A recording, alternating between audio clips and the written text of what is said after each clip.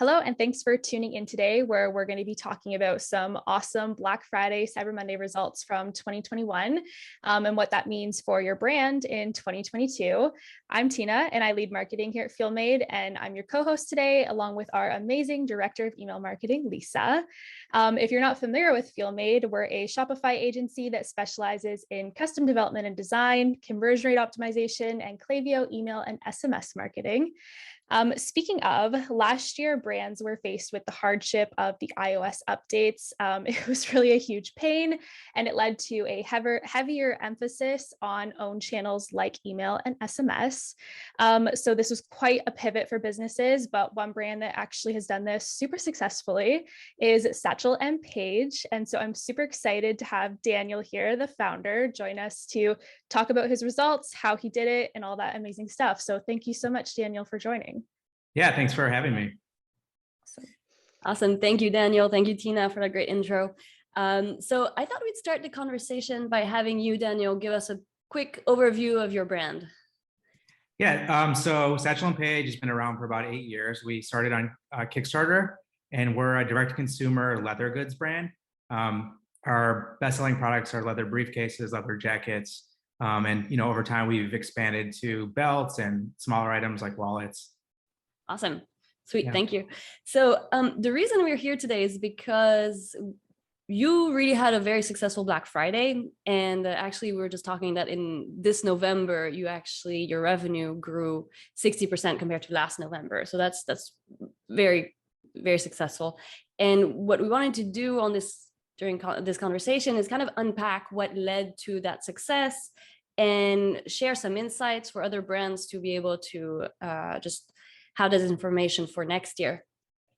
I'm going to start by sharing a little bit of background on our partnership, because that's a pretty important part of what brings us here today. So in 2021, you had FieldMade start taking over your email marketing gradually. So we started with optimizing your flows and your lead capture. You already had some great systems in place, but we talked about how to take them one step further and how to improve the numbers there. And then for Q4, we also took over your Black Friday campaigns and helped to come up with the strategy and all that. So we were really an integral part of all of that, which means we're well placed to talk about that side of things. And I'm super excited to talk about the email side of things, but I'm also really excited to have your perspective on everything else that you were doing in parallel, because you're super involved with every side of your business. Right. And so, yeah, that'll be really interesting to hear everything else that you were working on, as well as email marketing during last year. And I thought we'd start by taking a step back and kind of looking at what was different last year from before, because as Tina already mentioned, there were a few complications that came up last year thanks to Facebook and Google. So I wanted to see, how did the recent iOS updates impact your paid ad strategy? Okay. Yeah, I mean, for our business, like, I've just never been a big believer in Facebook or Facebook attribution, just because we're selling a $500 leather bag essentially, and I think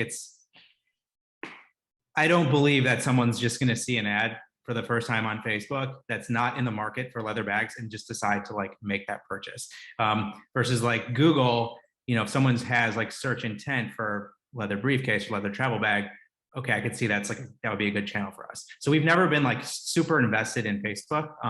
We kind of, for retargeting, I think it's very effective because we can show different types of content. We can, show videos, we can show social proof, but we've never like really been reliant on Facebook for our business. And so with iOS, it just became become less efficient in terms of ROAS on Facebook. So it was like a channel that we kind of wanted to keep going, but we're not really looking to scale it as much as we were with Google and obviously email marketing. Yeah, that makes sense. And like, I know even from previous conversations you've had with us, like you were already kind of expecting this disappointment from Facebook ads over Black Friday and Cyber Monday, whereas I know so many brands tend to like rely on that channel specifically for Black Friday and Cyber Monday. So I'm really curious, like, what did you do to prepare for like knowing you weren't going to see the same type of results that other people maybe see at that time? Yeah, just with like the CPC costs are, very high during that time. And so what we wanted to do was we actually front loaded our spend. So we spent more in September and October in conjunction with a lead capture strategy on our website. So we're really trying to get people's emails during that time, in September and October. So then during our Black Friday sale, it's a once a year sale, we didn't have to like bring so many new people to the site via Facebook. We could just market them through email. Yeah, and you actually put a lot of thought into your lead capture strategies, and you didn't just start in November thinking about that. You've been thinking about this for quite some time before. That's why you had such a large list to market to for November. So let's dive a little bit into your lead capture strategies, since you mentioned it. What have you done in the past, and what were some successes that you've seen that led to the current strategy? Yeah, so well, we don't offer any discount besides Black Friday. So that's probably like the most popular like pop-up you see on other brands. It's like, take 10% off your first purchase by signing up. So our arms are cut off in that sense, where we can't really do that. So we've tried like, giving away smaller products with a purchase, like a luggage tag or a leather conditioner. We've also tried, which is our most successful, we run a gift card giveaway. So every 2 weeks, everyone who had entered into our email list during that time is entered to win a $250 gift card. And that's been our most successful offer, I would say. And that's the offer that we've been running with you guys. And I would say we've been running like a similar offer before. But I think like visually the pop-up didn't, match our brand, or it wasn't up to the standards that we're looking for. And I think our pop-up, conversion rate increased like almost twofold when we, redesigned it with you guys. Yeah. I know we've done a little bit of A/B testing there, and that helps. We were also doing some more A/B testing now to see what images work best. And yeah, I think we actually did double the opt-in rates in September, November compared to the months before. So that's been very successful. It's interesting to note though that you've tested some offers where everyone would actually get a free product with their first purchase, but somehow that didn't do as well as the chance of kind of potentially winning a gift card. Yeah, I think, it's just a larger win. Right. So I think people are more excited about it. And it's also I think it's better for our brand too. We don't really like to it kind of like devalues the product, even if it's a smaller, less expensive item. I don't think for our brand, it's not like ideal to just be giving things away. Right. Yeah. I think you've put a lot of effort into building this brand that doesn't devalue itself with discounts and things like that. So your email strategy, we've really been working towards just sharing as much value as possible, and elevating your brand through the email marketing. So why do you think email marketing has been such a big driver in your sales this year? Yeah, well, I would say for like two main reasons. Number one, for like educating the value of our product. With email marketing, you can take your time, and you can like talk about the specific details, like the quality of the leather, like where the leather comes from, the quality of construction, the different, down to like the nitty gritty details of like the type of, hardware we use on all our bags. And you don't have to do that all at once. You can kind of take your time. And then the second point I would say, which is huge, especially during this Black Friday, is that you can push the scarcity aspect, where, we were having some serious supply chain issues, as a lot of brands were. So it wasn't made up. It was a real problem. But with email marketing, you can, explain that, hey, you need to order like in the next week, or you won't get this bag until, next February.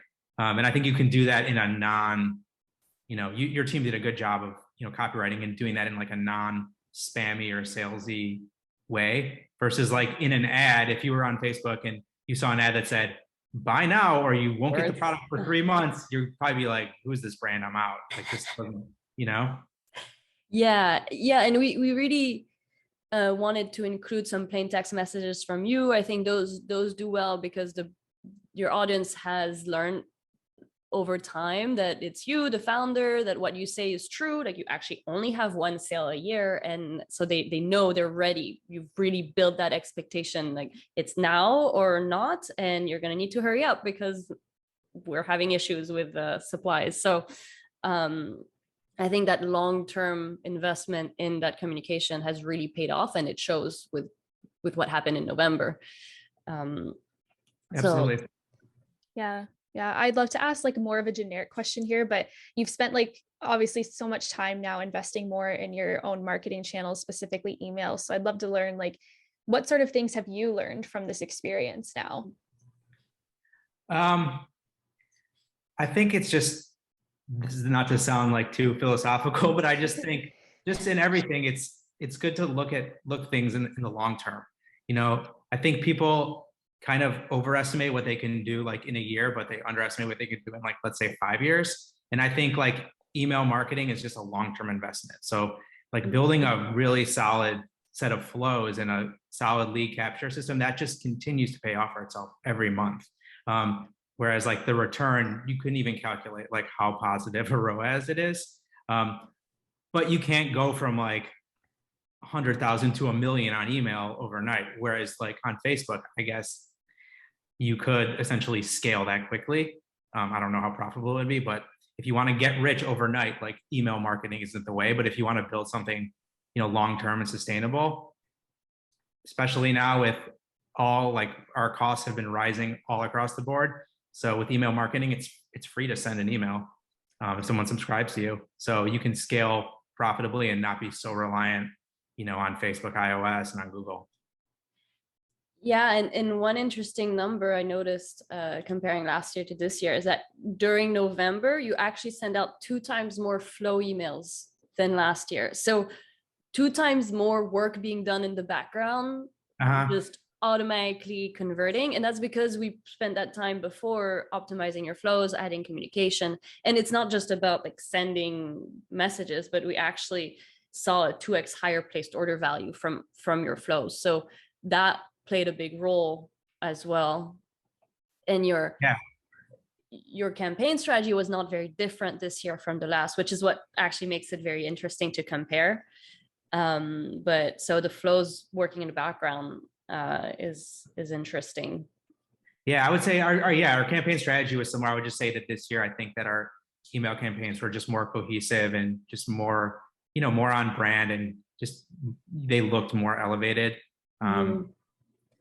And we were just sending them to a lot more people because of the lead capture system we spoke about. Yeah. Sweet. All right. So yeah, I mean, this goes to show just how important it is to have such a healthy list. And I think we can talk a little bit about your newsletter strategy, what you've been doing over time, and what were your thoughts on the communication through the ongoing newsletters? Yeah, our newsletter strategy hasn't been so much of a strategy as we haven't really been sent, like last year before Black Friday, we didn't historically send like too many campaign emails. They'd kind of be reserved for like new product launches. And since we don't run sales, we haven't really been, doing too many campaigns. And I think that this year we're starting more of a strategy where there's going to be a lot more, educational content, more consistent, every week or every 2 weeks, just to kind of like keep us front of mind with the customer without bombarding them with emails. And I think we've also talked about, starting to do some SMS as well. Right. Yeah, because you haven't jumped on that boat yet, but we're going to start implementing that to see where it goes. What's making you want to do that now? Because I trust you and you said we should definitely do it. Right. All right. Sweet. No, Yeah. yeah.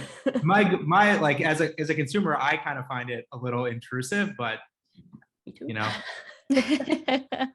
I think it's becoming like just like a status quo thing that people are just getting used to. Yeah. And the way to start is really to look at the transactional value that you can bring through that messaging. So that's what any brand that is interested in SMS, but kind of like wants to take it slow. That's what we start by doing, is like, hey, just ask customers if they want to get their shipping notifications by text, and if they want to get updates, specific updates. And then if they say yes, there you go, you've got your answer. Yeah. Yeah. I will say, just like circling back on that question, we like when we did start working with you, our new product launch strategy definitely like became a little more robust. Whereas in the past, we would send like maybe one email, like, here's our new product. I think we've like done a good job of building hype for new product launches with like a series of, say, 2 to 3 emails. One kind of explaining the product, the second one maybe talking about that stock is limited, and then the third like just a quick like call to action for the customer to click on. Yeah. And go for it, Tina. Well, I was just going to say, like, you obviously have expanded so much the type of communications that you're sending. And I know we chatted like a bit about how you were like doing list growth right before Black Friday, but like I think another key part of that is also like nurturing those relationships throughout the entire year. And you touched on this a little bit, but like I would love to know, like, how do you care for your audience from like January to December, and not just like in those few key months around Black Friday? Because obviously you can start building a list in the months ahead, and like those will be warmer people to communicate with. But there's also still these people that you have on your list in the early months of the year. And so I'm curious, like, how are you maintaining those relationships all year long? Yeah, well, I'd say one way is just flows, just by their behavior, that they're if they're active and they're on our site, they're getting hit with different messages, depending on their behavior. The other thing I would say is that we're very candid and like transparent in our emails. So every few months we'll kind of send like a state of affairs email of like what's going on in our business. Like we sent one last year when we were essentially just out of stock on like all our products. And just like explaining like this is what's going on, like not trying to look good, not trying to like sugarcoat, just being like, hey, we're just a struggling business right now, and it's tough to get products made and get them delivered. So I just think like being transparent and like being vulnerable, and having an authentic voice. I think maybe you don't have to send so many emails, but if you're honest with your customers, they'll be more impactful, the emails that you do send. Yeah, you hit on something key there that I wasn't thinking about before, but just like the ability to build trust over email. I feel like you can't do that in paid advertising. It's very hard to. Like, I don't often look at a Facebook ad and like feel like I trust a brand. It's like, I know you're just selling to me. But when you're receiving those communications about the shipping delays, the honesty around that, updates about the business, like, to me, I'm like, okay, you're actually giving me something that I'm getting an insight into your brand and how it's operating, and it just builds like that longer term relationship with your customers. It's so key for retention, I think. Yeah, and I think like most brands don't really do that. I think unfortunately, I think most brands just kind of come across as like faceless, just like, here's a banner email with this product buy. And you don't really like know who's behind, if there's actually like a real person behind the brand. So I think it's just a differentiator. Yeah, and a lot of the work we did with your flows was adding more transparency into the process, like showing the people in Italy making your products and talking about their art and their craft. And I think that adds a lot of value for your audience, especially because you started on Kickstarter as well. So that audience kind of has been following you. Do you feel like that's true? Yeah, totally. Yeah. And I think also just with the nature of our product being like a higher end item, customers want to like know where it's coming from. Definitely. Yeah, with that quality of product, like it's not just about making a decision here. It's really about like so many different decisions that they make along the way as you are communicating more and more. Exactly. Yeah. Yeah. All right. Anything else that you'd like to share about your email marketing specifically, or maybe your strategy as a whole this year and where you want to take it next year? Yeah, I think it's in terms of email, like we need to continue to like really work on the pop-up. Like the pop-up is so important. It's like I don't think maybe some brands like don't think about it like in that level of importance, but that's like a huge driver Mm. of sales like throughout the year. Just like a 1% increase in conversion would be a huge difference in sales by the end of the year. So I think just continuing to like optimize our pop-up will be a big thing. And we still have like quite a bit of work to do with you in terms of like rounding out our flows. We don't really have anything in place in terms of, like repeat. Right. Yeah, like retention in terms of like, okay, you purchase this bag, like you may want to consider this wallet, like kind of a series of flows like that. Yeah. Additionally, like our transactional emails are still, I think they're still like generic Shopify autumn notifications. So we Yeah, want those to are work on those. important. Yeah, we want everything to like have a consistent look and feel in terms of email. And then outside of email, we're going to try and scale on Google this year. I think Facebook, it's going to be like a standard of like, maybe we'll increase our spend by 10-20% just because we're growing. But I think our focus in terms of paid acquisition will be on Google. Yeah, those are some really good tips for other brands. I think the consistent branding is so key. And like kind of now that we're back on the Black Friday subject too, I wanted to ask, because I know we were kind of comparing your like Facebook advertising to your email marketing. And so I kind of wanted to ask, like, what was the most surprising thing that you noticed from Black Friday in 2021? Yeah, I would just say like so if we just looked at November, because our sales started earlier this year, started I think November 11th. Like our total sales in November increased like 60% year over year. And our Facebook ad spend increased like 10% year over year. So really it was obvious that email was just carried us carried us to our, the best month we've ever had. That's amazing. Yeah, that's really interesting numbers. Yeah. Awesome. Tina, any other questions on your side? I would love to know, like, do you have any other advice for brands trying to pave the way in 2022, how they can, I guess, just be as successful on email as you have been? Well, I think it's beneficial to like actually step back and go through the exercise of like, okay, who is our customer? Like, what is our actual voice? Like, how do we want to come across in email? We did that with FuelMade, and it's made a huge difference in terms of the copywriting, in terms of, just the consistency of messaging. And I think just doing like a really honest audit in terms of like what flows you have and like how they're performing. I think it's good to like have a fresh set of eyes to look at your email campaigns. And overall, I would say like advice, there's so many like different marketing channels like coming at you now. Like, oh, there's podcasts, there's TV, there's Pinterest, there's TikTok. I would say like, unless you're like a huge brand, I would say like, don't spread yourself too thin. Like pick two or three channels max. Like email should be one of them, and pick one other channel, like, whether it's Facebook, Instagram, Google, and just get really good at those channels. And then when you're really good at those channels, then move on to another one. I love it. Yeah, Lisa, did you have anything else that you'd want to ask? No, I think that wraps it up. Amazing. Okay. Well, thank you so much, Daniel, for joining us today. I feel like so many people listening into this are going to walk away with great advice on not just improving email, but overall their marketing channels. So thank you so much for taking the time to join us and share your insights. Thank you, guys. And thanks for the great work. Thank you, Daniel. Amazing. Before we wrap things up, though, I would love to let people know where they can learn more about Satchel and Page. Yeah, you can check us out on social media at Satchel and Page, or our website, satchel-page.com. Perfect. And if you want to learn more about FuelMade, we are just fuelmade.com. But I will link to both Satchel and Paige's website and the FuelMade website in the comments.